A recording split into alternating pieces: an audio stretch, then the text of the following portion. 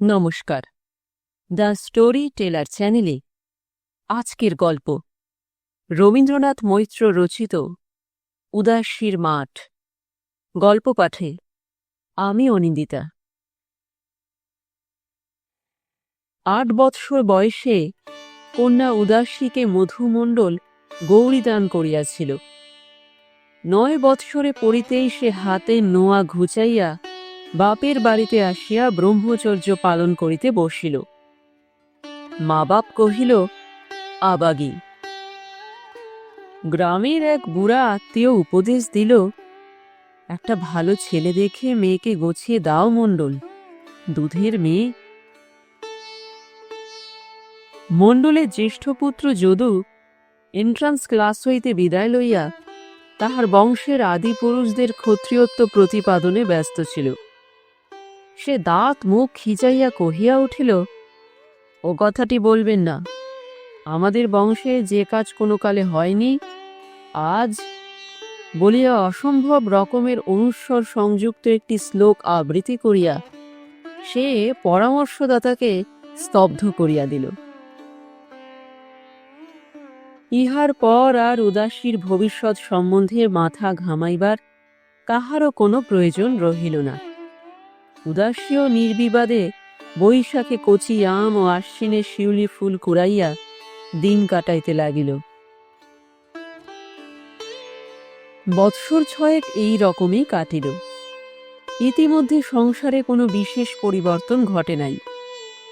কেবলমাত্র মধুমণ্ডল তাহার মনিবের গোমস্তাগিরি ছাড়িয়া স্বয়ং তেজারতি ব্যবসা আরম্ভ করিয়াছে এবং যদু বিবাহ করিয়া বউ ঘরে আনিয়াছে ও বিবাহের বৎসরেই তাহার শ্যালক মানিকের সহযোগে একত্রে মণ্ডল ক্ষত্রিয় সমাজ প্রতিষ্ঠা করিয়াছে।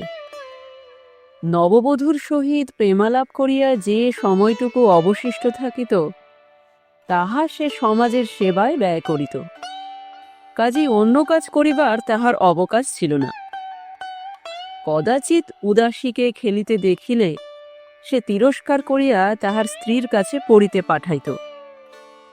এই প্রকারে উদাসী 16 বৎসর বয়সে শিশুবোধ শেষ করিল।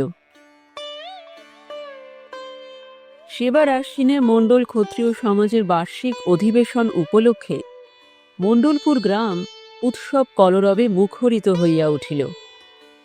অধিবেশন দিবসের 1 মাস পূর্ব হইতেই আয়োজন চলিতেছিল। গ্রামের অন্যান্য মেয়েদের সহিত উদাসীও লাল কাগজের ফুল তৈরির কাজে লাগিয়া গেল। একদিন প্রভাতে দেবদারু পাতা ও লাল কাগজের ফুলে ঢাকা গ্রাম্য পথ দিয়া কলিকাতার নিমন্ত্রিত ব্যক্তিরা মধুমণ্ডলের বৈঠকখানায় পৌঁছলেন। তাহাদের সঙ্গে আসিল যদুর বন্ধু ললিত। ললিত পড়িত কলেজে এবং সভা সমিতিতে উদ্বোধন সঙ্গীত গাহিয়া বেড়াইত। প্রয়োজন হইলে বাবরি দোলাইয়া বক্তৃতাও করিত। এই কারণে দেশের সকল প্রকার নেতার নিকট ললিতে বেশ সমাদর ছিল। অধিবেশন শেষ হইয়া গেল এবং সুপ্ত মণ্ডল সমাজের চেতনা সঞ্চার করিয়া বক্তারা পরের দিন কলিকাতায় প্রস্থান করিলেন। যদুর স্বনির্বন্ধ অনুরোধে ললিত রহিয়া গেল। যদুর অনেক দিনের ইচ্ছা ছিল স্ত্রীকে গান শিখাইবে। এই উদ্দেশ্যে সে অন্যান্য সামগ্রীর মধ্যে শ্বশুরের নিকট হইতে একটি হারমোনিয়ামও আদায় করিয়াছিল, কিন্তু এ পর্যন্ত সেটাকে কাজে লাগাইতে পারে নাই। এইবার সুযোগ ঘটিল। মধুমণ্ডল যদুর প্রস্তাবে মিহি রকমের একটু আপত্তি জানাইল, কিন্তু তাহা টিকিল না। অগত্যা বুড়া সুদ আদায় করিতে খাতা বগলে করিয়া বাড়ি ছাড়িয়া ভিন গ্রামে চলিয়া গেল। বুড়া চলিয়া গেল বটে, কিন্তু ছাত্রী বাহিরে আসিতে রাজি হইল না। তখন যদু উদাসীকে টানিয়া আনিল। বিশ্বাস ছিল কেহ একজন শিখিতে আরম্ভ করিলে অপর ছাত্রীটিও আসিবে। উদাসী প্রথমে আপত্তি করিয়াছিল, কিন্তু মা কহিল, ঘরের মেয়ে, তোর লজ্জা কিসের? শহরের বড় মানুষের ছেলে গরজ করে শেখাতে চাইছে, এ তো ভাগ্যি। অতএব ভাগ্যবতী উদাসী নত শিরে জড়সড় হইয়া শিক্ষকের সম্মুখে আসিয়া বসিল। ললিত মুহূর্তের জন্য ছাত্রীটির সমস্ত দেহে একবার চোখ বুলাইয়া মৃদু হাসিয়া প্রশ্ন করিল, তুমি গান শিখবে? উদাসী মাথা নাড়িয়া সম্মতি জানাইল। ললিত কহিল, একটা গান গাও তো, যা পারো। উদাসী কোনো মতে কহিল, কিছু পারিনি। ললিত কহিল, আচ্ছা, আমি গান গাই, তুমি আমার সঙ্গে সুর মিলিয়ে যাও। বলিয়া সে গান ধরিল, কিন্তু অনেক যত্নেও উদাসীর কণ্ঠে সুর ফুটিল না। ললিত গাহিয়া চলিল। উদাসীর মনে হইতে লাগিল, ললিতের গানের সুর যেন একটা বন্ধন পাশের মতো তার দেহ মনকে বাঁধিয়া ফেলিতেছে। যখন গান শেষ হইল, তখনও উদাসী নড়িল না। ললিতের কথায় তাহার চমক ভাঙিল। ললিত প্রশ্ন করিল, তুমি এমনি গান গাইতে পারবে? উদাসী ললিতের দিকে না চাহিয়াই কহিল, শিখলে পারব। যদু কহিল, যেদিন তুই বাজানো শিখবি সেদিন তোকে একটা নতুন বাজনা কিনে দেব। উদাসী খুশি হইয়া চলিয়া গেল। নতুন বাজনার লোভে অথবা যে কারণেই হোক, পরদিন উদাসীকে গান শিখিতে যাইবার জন্য বিশেষ পীড়াপিড়ি করিতে হইল না। 2-3 দিনের মধ্যেই সে নিঃসংকোচে ললিতের সঙ্গে সমানে সুর মিলাইয়া গান গাহিতে শিখিল। মা কহিল, আবাগির এত গুণ, কিছুই কাজে লাগল না, কপাল। যদু স্ত্রী কুমুদিনীর দিকে একটি বক্র কটাক্ষ হানিয়া কহিল, উদাসীর বাপায়ের গুণও এ বাড়িতে কারণ নেই। প্রথমে সংকোচের বাঁধ যখন ভাঙিল, তখন আর উদাসীকে আয়ত্ত করিতে ললিতের বেগ পাইতে হইল না। চাবি টিপিতে শিখাইবার অছিলায় সে উদাসীর আঙুল টিপিয়া দেয়। উদাসী আগের মতো সসম্ভ্রমে হাত টানিয়া লয় না। সুরের কোমল তুলিতে শিখাইতে গিয়া উদাসীর মুখের কাছে মুখ লইয়া যায়। তাহার নিঃশ্বাস উদাসীর ঠোঁটে লাগে। উদাসীর শরীর কেমন যেন অবশ হইয়া আসে, তবু মুখ সরাইয়া লইতে ইচ্ছা করে না। পূজা কাটিয়া গিয়াছে। কোজাগরীর রাত্রিতে ললিত বিছানায় বসিয়া বাহিরে যেখানে ঘনপত্র তেঁতুলের ছায়ায় জ্যোৎস্নার টুকরোগুলো ছড়াইয়া পড়িয়াছিল, সেই দিকে চাহিয়াছিল। উদাসী থালায় করিয়া কতকগুলি নারিকেলের নাড়ু আনিয়া থালাখানি সশব্দে ললিতের বিছানার উপর রাখিয়া ফিরিবার উপক্রম করিল। ললিত মুখ তুলিয়া কহিল, চললে? উদাসী মুখ ফিরাইল। ললিত কহিল, কাল আমি চলে যাচ্ছি। উদাসী চমকিয়া উঠিল। মনে হইল, এই লোকটা চলিয়া গেলে তাহার যেন আর কিছু করিবার থাকিবে না।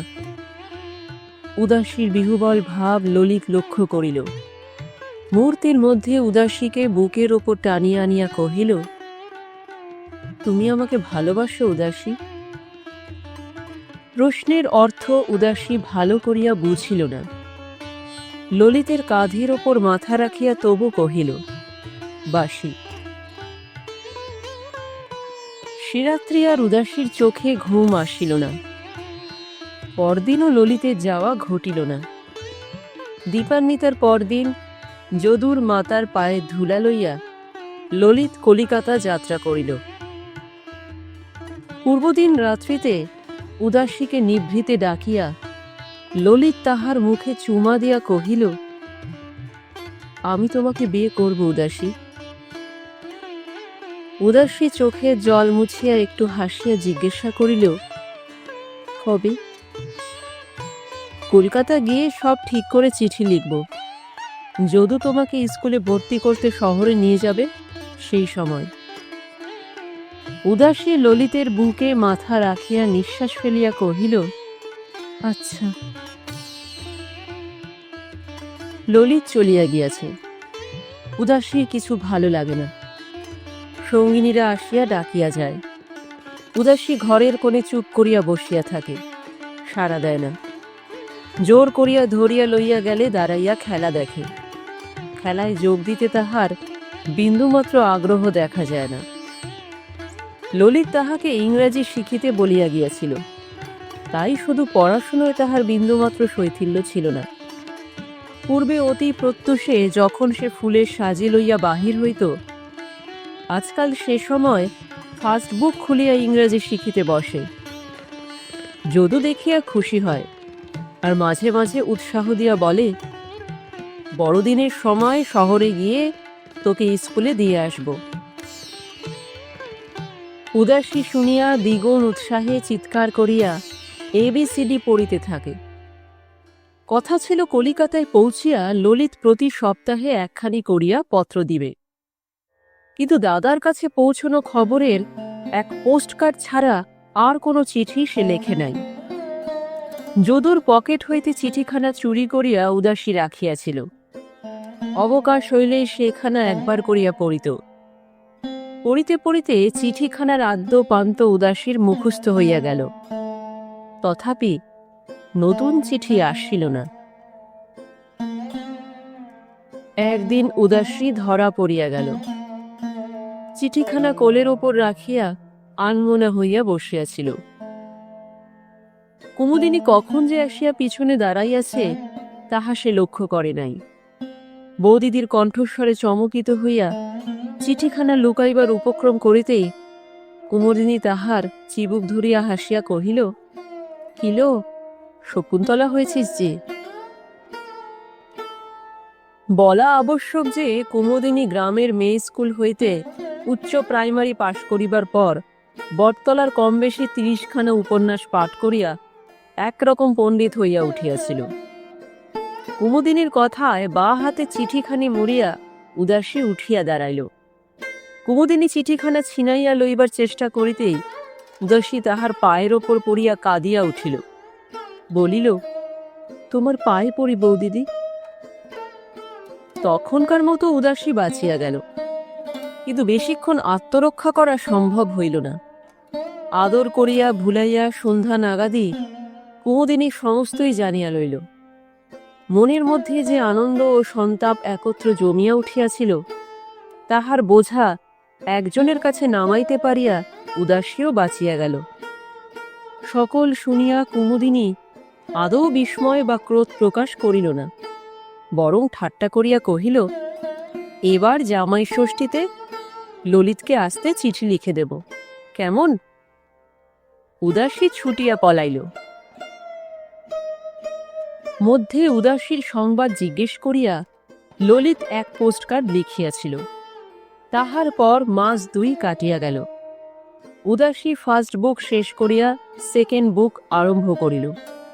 তথাপি আর ললিতের কোনো সংবাদ আসিল না। কিছুদিন পর সহসা একদিন ব্যাগ হাতে করিয়া যদু কলিকাতা যাত্রা করিল। উদাসী প্রণাম করিতে আসিয়া দাদার মুখের দিকে চাহিয়া ভয়ে পিছাইয়া গেল। পূর্বদিন রাত্রে কুমুদিনীর মুখে উদাসীর সম্বন্ধে একটি কথা শুনিয়া যদু দুর্ভাবনায় সারা রাত্রি ঘুমাইতে পারে নাই। হঠাৎ কলিকাতা যাইবার হেতু পিতা মাতা উভয়ই জিজ্ঞাসা করিল। যদু উদাসীর দিকে একটি ক্রুদ্ধ দৃষ্টি হানিয়া সংক্ষেপে কহিল, কাজ আছে। দাদার মুখ দেখিয়া উদাসীর ভয় হইল। বৌদিটিকে নিভৃতে ডাকিয়া জিজ্ঞাসা করিল, দাদা কেন গেল বৌদি? কুমুদিনী বিষণ্ণ মুখখানি যথাসম্ভব প্রফুল্ল করিয়া কহিল, তোর বর খুঁজতে। উদাসী নিত্যকার মতোই পলাইয়া গেল। ছেলে বউতে ঝগড়া হইয়াছে মনে করিয়া বুড়ি এতদিন বউকে কোনো কথা জিজ্ঞেস করে নাই, কিন্তু যখন 7 দিনেও যদু ফিরিল না, তখন বুড়ি শঙ্কিত হইয়া যদুর অকস্মাৎ কলিকাতা গমনের কারণ বধূকে জিজ্ঞাসা করিল। দুর্ভাবনার ভার একা আর কুমুদিনী বহিতে পারিতেছিল না। যথাসম্ভব স্পষ্ট করিয়া তাহার সন্দেহের কথা শাশুড়িকে জানাইল। শুনিয়া দুই চোখ কপালে তুলিয়া বুড়ি মাটিতে বসিয়া পড়িয়া কাঁদিয়া উঠিল। সেদিন সন্ধ্যায় কুমুদিনী উদাসীকে ঘরে টানিয়া আনিল। তাহার বাল্যসখীদের বিবাহ হইবার অনেক পরে বয়স হইয়া তাহার বিবাহ হইয়াছে। নারী জীবনের অনেক রহস্য তাহার জানা ছিল।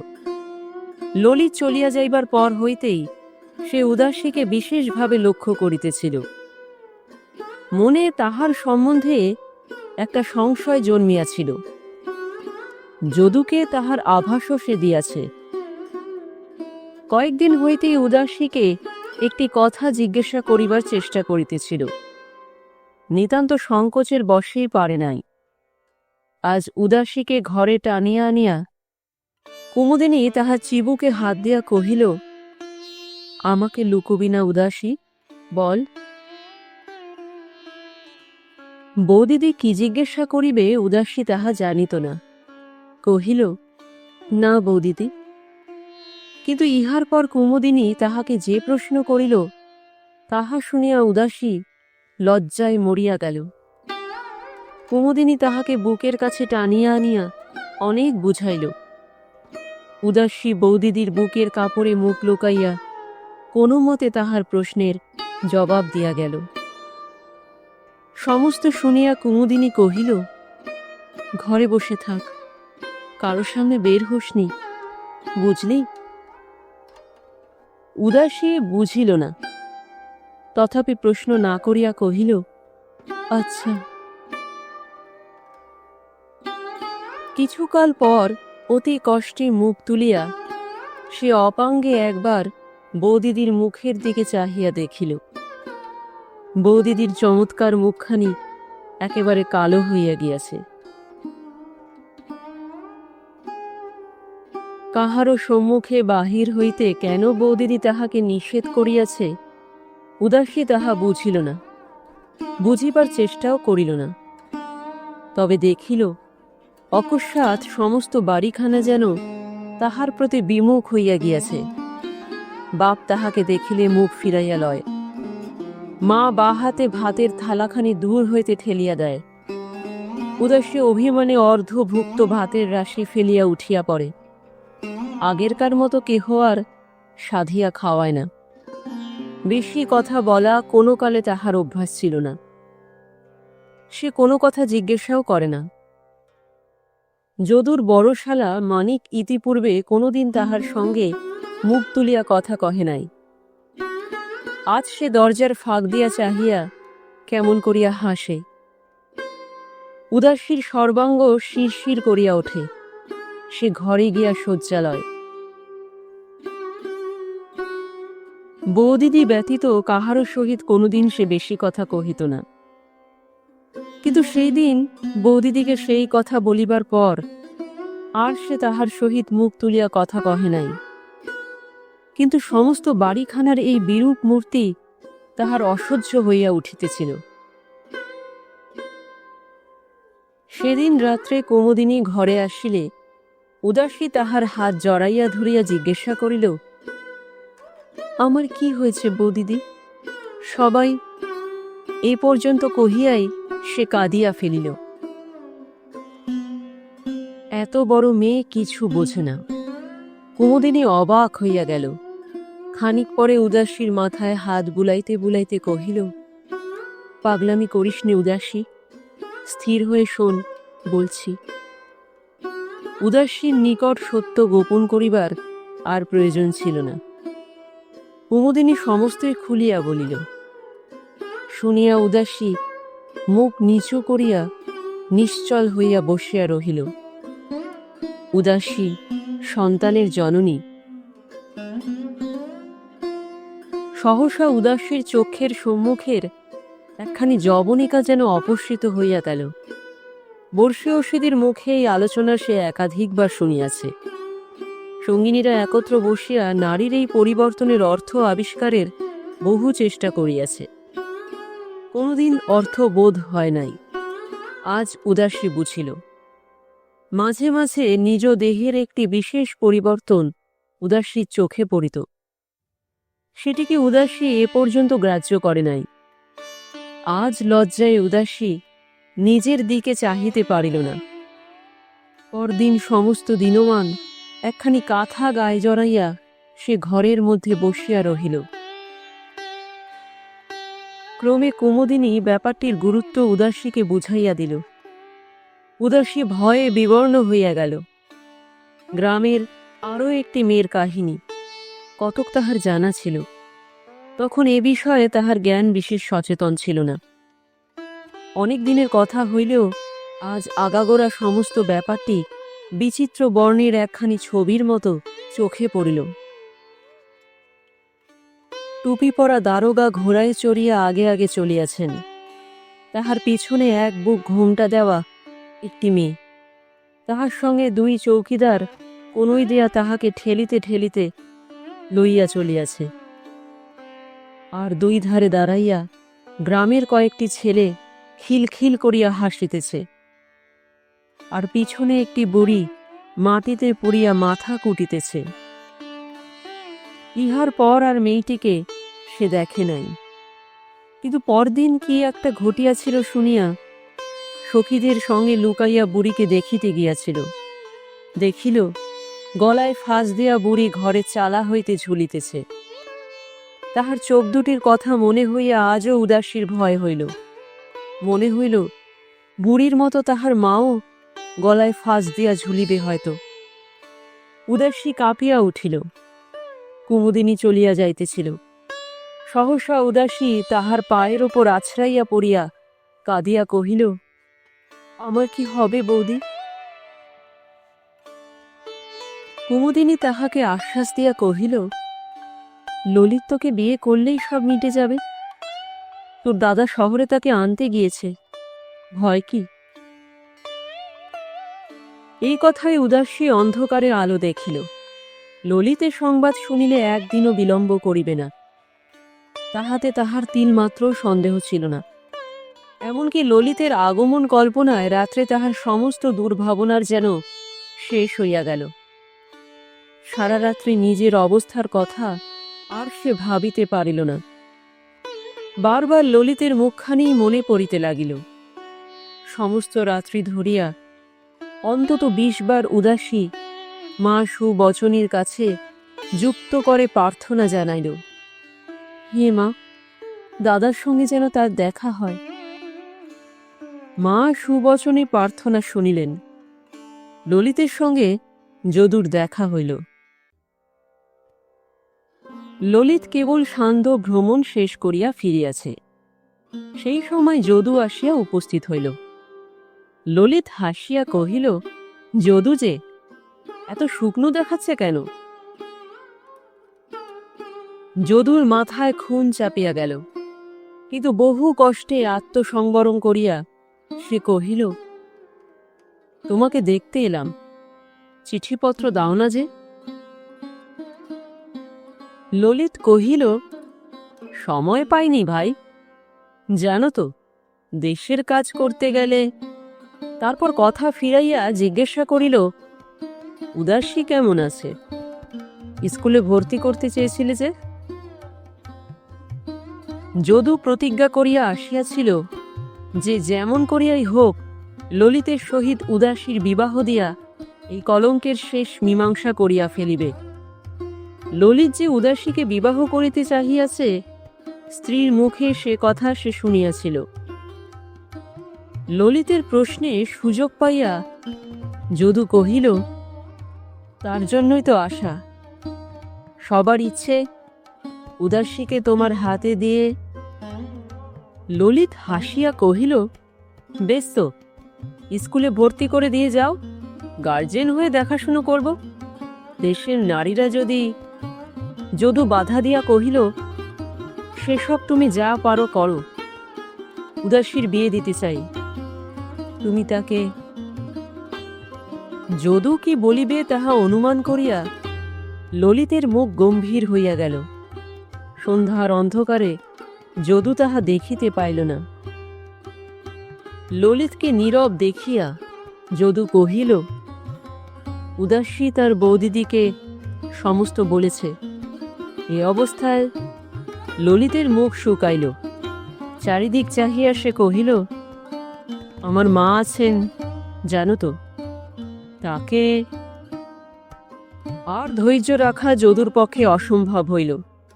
সে চিৎকার করিয়া উঠিল, যখন আশা দিয়েছিলে তখন তো মার কথা মনে করনি, আর আজ তাকে বিপদে ফেলে।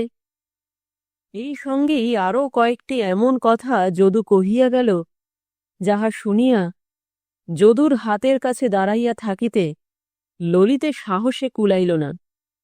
সে দরজার কাছে সরিয়া গেল। যদু কহিল, যদি তুমি তাকে বিয়ে না করো তাহলে। ললিত সে কথার স্পষ্ট জবাব না দিয়া কহিল, তুমি একটু বাইরে চলো যদু, তোমার শোবার ব্যবস্থাটা আগে করে আসি। যদু প্রশ্ন করিল, কেন, এখানে কি হল? অসুবিধে আছে। উভয়ে বাহির হইয়া গেল। হ্যারিসন রোডের এক হোটেলে যদুর থাকিবার ব্যবস্থা করিয়া ললিত কহিল, কাল সকালেই আমি আসব, তুমি থেকো, তখন সব কথাবার্তা কয়ে এর ব্যবস্থা করব। বলিয়া ললিত বাহির হইয়া আসিল। যদু নিশ্চিন্ত হইল। কিন্তু পরদিন প্রাতে 10টা পর্যন্ত যদু অপেক্ষা করিল, তথাপি ললিত আসিল না। তখন সে নিজেই ললিতের মেসে গিয়া উপস্থিত হইল। মেসের ম্যানেজার কহিল, তিনি তো কাল রাত্রে মেদিনীপুর গেছেন, সেখানে সভায় তাকে গান গাইতে হবে। রুদ্ধ নিঃশ্বাসে যদু কহিল, কবে ফিরবেন? জিনিসপত্র সব নিয়েই গেছেন, কবে ফিরবেন ঠিক নেই। যদু বুঝিতে পারিল যে ললিত পলাইয়াছে, তথাপি আরও দিন কয়েক ললিতের জন্য সে অপেক্ষা করিল। ললিত ফিরিল না। শুধু উদাসী নহে, উদাসীর পিতা মাতা ও কুমুদিনী সকলেই ললিতের আগমন প্রতীক্ষা করিয়া বসিয়াছিল। ললিতের হাতে কোনো মতে উদাসীকে সঁপিয়া দিতে পারিলেই মুক্তি, তাহার পর যা হয় হোক। এই কল্পনাটুকু দারুণ দুশ্চিন্তার মধ্যেও সকলকে একটু স্বস্তি দিতেছিল। কাজেই যদু আসিয়া পৌঁছিবা মাত্র উদ্বিগ্ন উৎসুক মুখে 3টি প্রাণী যদুকে গিয়া ঘিরিয়া দাঁড়াইল। যদু চাপা গলায় এক নিঃশ্বাসে ললিতের সহিত তাহার সাক্ষাতের বৃত্তান্ত কহিয়া গেল। শুনিয়া বুড়ি হাউ হাউ করিয়া কাঁদিয়া উঠিল। মধুমণ্ডল পাংশু মুখে রুদ্ধ নিঃশ্বাসে জিজ্ঞাসা করিল, তবে উপায়? যদু উদাসীর ঘরের দিকে চাহিয়া কহিল, ভেবে দেখি। দিন কয়েক হইতে উদাসী প্রতিদিন প্রত্যুষ হইতেই জানালায় একটুখানি ফাঁক করিয়া নদীর ঘাটের পথের দিকে চাহিয়া থাকিত। এই পথ দিয়া ললিতের আসিবার কথা, আজও দাঁড়াইয়াছিল। দাদাকে দেখিয়াই আরও একজনের প্রত্যাশায় তাহার বুক কাঁপিয়া উঠিল। তাড়াতাড়ি আলু থালু চুলগুলি ললাট হইতে সরাইয়া আঁচলখানি ঘোমটার মতো করিয়া মাথায় টানিয়া দিল। দাদা বাড়িতে আসিয়া পৌঁছিল, তথাপি আর কাহাকেও পথে দেখা গেল না। উদাসী ভাবিল, ললিত নৌকায় আছে, লজ্জায় আসিতে পারিতেছে না। কিন্তু সহসা মায়ের ক্রন্দন স্বর শুনিয়া দরজার কাছে আসিয়া সে দাঁড়াইতে যদুর একটি কথা শুনিয়া বুঝিল যে ললিত আসে নাই। উদাসীর আর নড়িবার সামর্থ্য রহিল না। উদাসী আর ঘরের বাহির হয় না। দরজার ফাঁক দিয়া সে ঘরকন্যার কাজ দেখে। পূর্বে উদাসী ভিন্ন যে কাজ হইত না, সে সকল কাজ মা একাই করিয়া যায়। মায়ের পাশে গিয়ে একবার বসিতে উদাসীর ইচ্ছা করে, কিন্তু কেহ তাহাকে ডাকে না। সেদিন উদাসীর বুদ্ধি গাইটি হঠাৎ আসিয়া উৎপাত করিতেছিল। মধুমণ্ডল কিছুতেই তাহাকে রাখিতে পারিতেছিল না।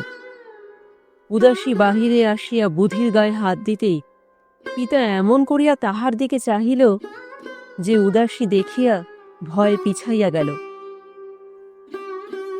মুমূর্ষু রোগীর কক্ষের দিকে যেমন দৃষ্টিতে আত্মজন চাহিয়া থাকে, তাহার রুদ্ধদ্বারের গৃহের দিকে তেমনি শঙ্কিত নেত্রে সকলে চাহিয়া ফিসফিস করিয়া কথা কহে। উদাসী দেখে বৌদিও যেন কয়েকদিন হইতে কেমন হইয়া গিয়াছে, ভালো করিয়া কথা কহে না। কিছু জিজ্ঞাসা করিলে রুখিয়া ওঠে। উদাসী ভয়ে স্থবিরের মতো বসিয়া থাকে। কুমুদিনী ভাতের থালা নীরবে ঘরের মধ্যে রাখিয়া চলিয়া যায়। কোনো কিছুর প্রয়োজন আছে কিনা তাহাও জিজ্ঞাসা করে না।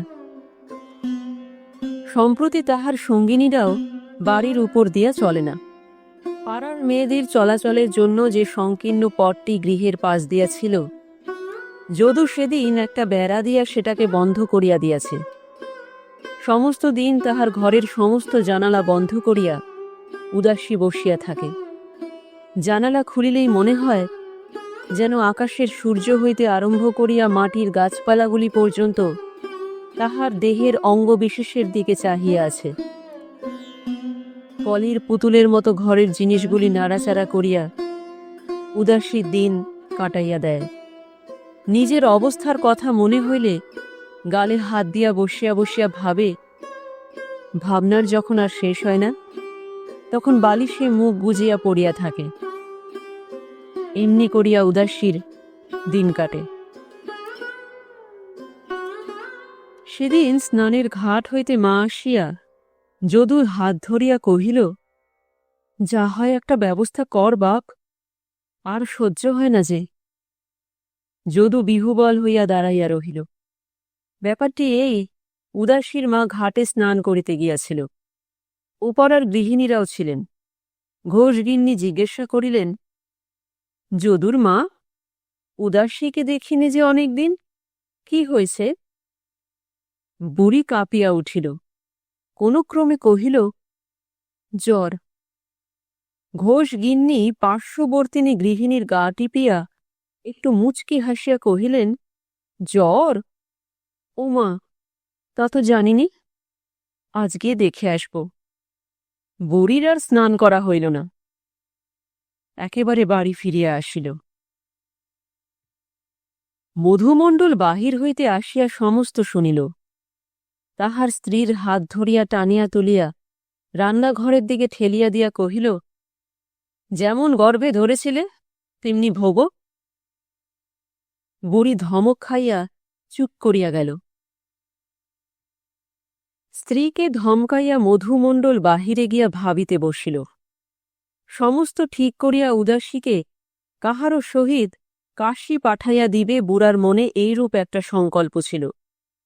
ভিতরে ভিতরে একটি ভালো মানুষের সন্ধান চলিতেছিল। সহসা আজ স্ত্রীর কথা শুনিয়া তাহার মাথায় বজ্রপাত হইল। গ্রামের হালচাল সে ভালোই জানিত। কোন ক্রমে এই সংবাদ বাহিরে কেহ জানিতে পারিলে থানা পুলিশ পর্যন্ত গড়াইবে। তাহার পর যাহা ঘটিয়া থাকে তাহাই হইবে। ভাবিতে ভাবিতে বুড়ার সর্বাঙ্গ অবশ হইয়া আসিল। যদু আসিয়া দেখিল পিতা কাঠের মূর্তির মতো বসিয়া আছে। যদুকে দেখিয়াই মধুমণ্ডল কহিল, পাপ বিদেয় করে দে রে যদু, শেষে বুড়োকালে থানায় দিবি। গ্রামে উদাসীর কথা লইয়া কানা খুসা চলিতেছে, তাহা যদু শুনিয়াছিল। আজ বুঝিল বিপদ আসন্ন। পুলিশের কথা শুনিয়া তাহারও ভয় হইল। সমস্ত রাত্রি ধরিয়া মধুমণ্ডল কত কি ভাবিল। ভোরের দিকে স্বপ্ন দেখিল যে থানার সিপাহীরা আসিয়া বাড়িশুদ্ধ লোককে বাঁধিয়া লইয়া যাইতেছে। বুড়া গোবিন্দ গোবিন্দ বলিয়া চক্ষু মুছিয়া উঠিয়া বাহিরে আসিল। তখন প্রায় ফর্সা হইয়াছে। দেখিল বাহিরের ঘরের রোয়াকে কে একজন বসিয়া আছে। ডাকিল, কে ও? উত্তর আসিল, মফিজ চৌকিদার। মধুমণ্ডল বিমূঢ়ের মতো খানিকক্ষণ চৌকিদারের দিকে চাহিয়া রহিল। পরে আত্মসম্বরণ করিয়া কহিল, শেখের পো, এত সকালে যে?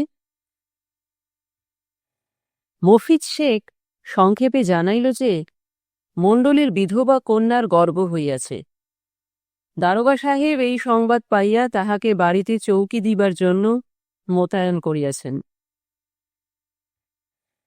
মধুমণ্ডল আতঙ্কে দুই চক্ষু বিস্ফোরিত করিয়া মাটিতে বসিয়া পড়িল। মুখে তাহার আর কথা জোগাইল না। রাত্রি শেষে উদাসীর তন্দ্রা বোধ হইয়াছিল। হঠাৎ চৌকিদারের নাম শুনিয়া সে চমকিয়া উঠিয়া পড়িল। তাহার পর ঘরের বেড়া একটুখানি ফাঁক করিয়া চৌকিদারকে দেখিয়াই স্তম্ভিত হইয়া গেল। মুহূর্তের মধ্যে সেই মেয়েটির কথা মনে পড়িল। আতঙ্কে আর্তনাদ করিয়া কোণে সুপ্ত ছোট ভাইটিকে প্রাণপণ বলে জড়াইয়া ধরিয়া তাহার বুকের মধ্যে উদাসী মুখ লুকাইল। হঠাৎ জাগিয়া ছোট ভাই নিধুও চিৎকার করিয়া উঠিল।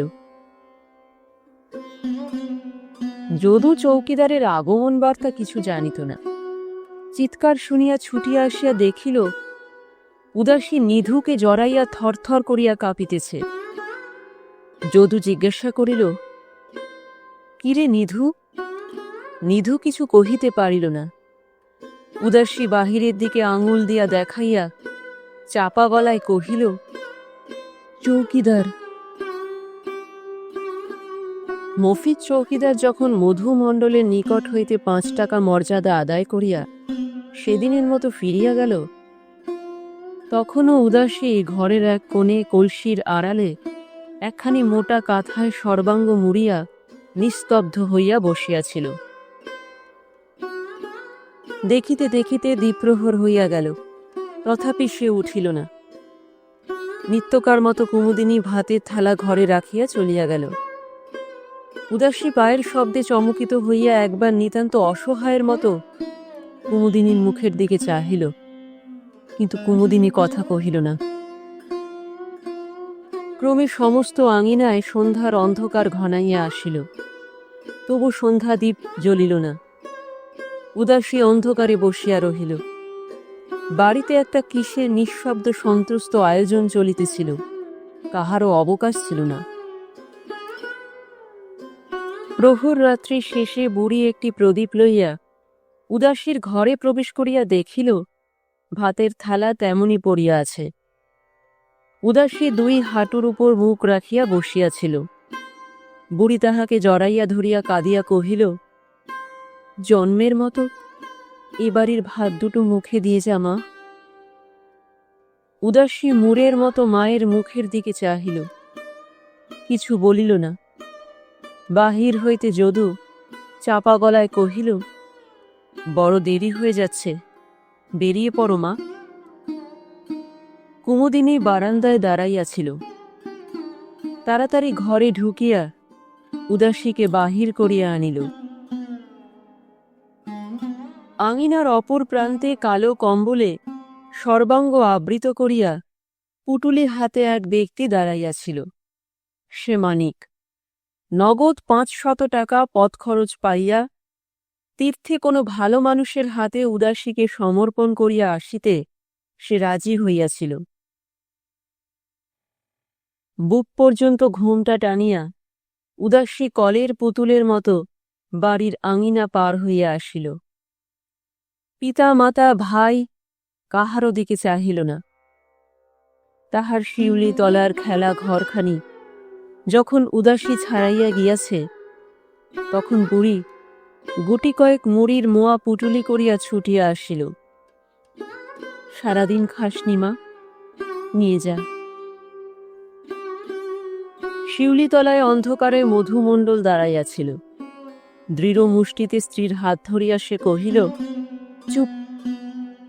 উদাসী পিতামাতা উভয়ের কথাই শুনিল, কিন্তু ফিরিয়া চাহিল না। মাঠে পড়িয়া মানিক মুখ ফিরাইয়া জিজ্ঞাসা করিল, তোমার কষ্ট হচ্ছে উদাসী ঠাকুরজি? উদাসী কহিল, না। মানিক কহিল, বাড়ির ঘাটে গেলে লোক জানাজানি হবে, তাই সাতপুতের ঘাটে যাচ্ছি। বেশি নয়, ক্রোশ 5। উদাসী অগাধ স্বস্তির নিঃশ্বাস ফেলিয়া কহিল, হোক হোক, তবু এই মুক্তি, এই মুক্তি। উদাসীর মাথার ওপর সীমাহীন নীল আকাশ, চারিধারে প্রান্তরের বিস্তার, সম্মুখে মুক্ত দীর্ঘ পথ। অনেকদিন পরে আজ পৃথিবীকে উদাসীর ভালো লাগিল। শীতের বাতাস হু হু করিয়া মাঠের উপর দিয়া বহিয়া গেল। মানিক উদাসীর গা ঘেঁষিয়া আসিয়া কহিল, আর একটু জোর পায়ে চলতে পারবে ঠাকুরজি? আর ক্রোশ 2, ভোর না হতেই নৌকা নেব। কণ্টক বিক্ষত পায়ের দিকে একবার চাহিয়া উদাসী কহিল, পারব। মাথার ওপর দিয়া একটা পাখি ডাকিয়া গেল। খানিক পথ গিয়া উদাসী কহিল, একটু দাঁড়াও মানিক দাদা, জিরিয়ে নি। মানিক কহিল, সর্বনাশ, ওই বাঁশবনের ওধারে থানা, এখানে কি দাঁড়ানো যায়? থানার নাম শুনিয়া উদাসী শিহরিয়া উঠিয়া কহিল, তাহলে ছুটে চলো মানিক দাদা। উভয়ে দ্রুত পদে চলিল, কিন্তু অল্পকালের জন্য। পথের বাঁকের মুখে জোড়া বাবলাতলায় দাঁড়াইয়া উদাসী কহিল, আর পারব না মানিক দাদা, দম আটকে আসছে।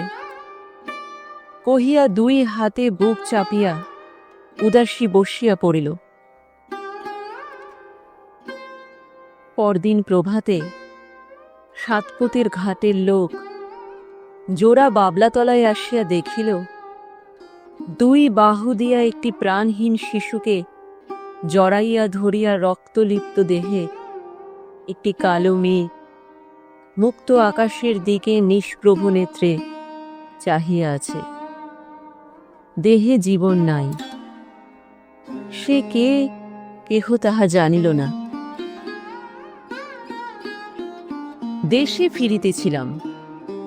সঙ্গীর মুখে এই কাহিনী শুনিতে শুনিতে কখন যে মাঠের মাঝখানে আসিয়া পৌঁছিয়াছি খেয়াল ছিল না। সঙ্গী কহিল, এই সেই জোড়া বাবলাতলা। থমকাইয়া দাঁড়াইলাম। দক্ষিণের উদাস বাতাস হা হা করিয়া উদাসীর মাঠের বাবলার সারি দোলাইয়া চলিয়া গেল।